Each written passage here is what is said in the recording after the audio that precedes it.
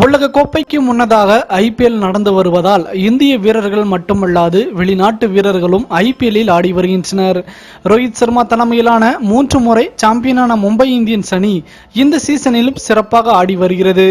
RCB அணிக்கு எதிரான நேற்று முன்தின போட்டியில் டெத் ஓவர்களை வீசுவதில் வல்லவரான மலிங்காவின் வழக்கமான வெரைட்டியான பந்துகளால் ரன்களை குவிக்க முடியாமல் ஆர்சிபி வீரர்கள் திணறினர். டிவிலியர்ஸ் களத்தில் இருந்தும் கூட பெரிய ஸ்கோரை அடிக்க விடாமல் சுருட்டியது மும்பை இந்தியன்ஸ்.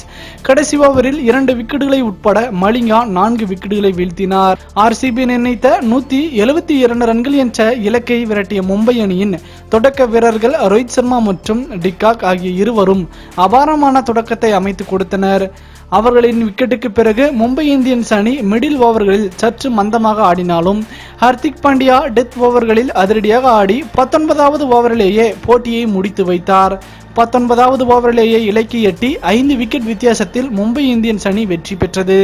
வான்கடே மைதானத்தில் பந்து நன்றாக சுழன்றதால் மிடில் ஓவர்களில் ஆர்சிபி ஸ்பின்னர்கள் மும்பை அணியின் ரன் ரேட்டை கட்டுப்படுத்தினர். ஆனாலும் நேகி வீசிய 19வது ஓவரை அடித்து நொறுக்கிய ஹர்திக் பாண்டியா அந்த ஓவரிலேயே மும்பை அணியை வெற்றி பெற செய்தார்.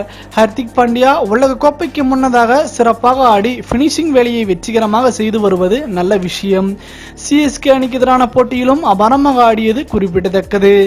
இந்த நிலையில் ஹர்திக் பாண்டியாவுடன் மும்பை அணியில் ஆடும் இலங்கை பாஸ்ட் பவுலர் மலிங்கா ஹர்திக்கிற்கு உலக கோப்பையில் வீசுவதற்கு தனக்கு பயமாக இருப்பதாக வெளிப்படையாக தெரிவித்துள்ளார்.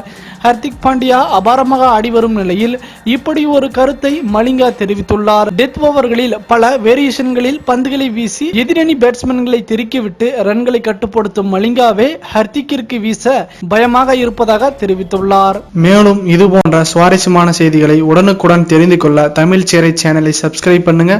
மறக்காம பெல் ஐக்கானை கிளிக் பண்ணுங்க.